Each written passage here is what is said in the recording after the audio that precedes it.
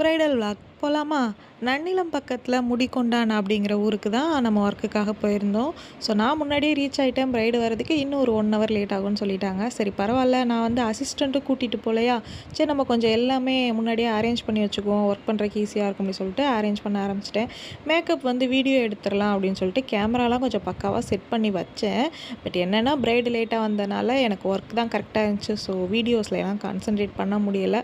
So before video கூட நான் எடுக்கல. அப்படி டைரெக்டாக ஒர்க்கை ஸ்டார்ட் பண்ணிட்டேன். ஒரு 2-3 ப்ரூச் வச்சு செட் பண்ணி பார்த்துட்டு ஃபைனலாக பிரைடுக்கு இந்த ரியல் ஃப்ளார் வச்சு பண்ணின ப்ரூச் பிடிச்சிருந்துச்சு. ஸோ அதையே வச்சாச்சு.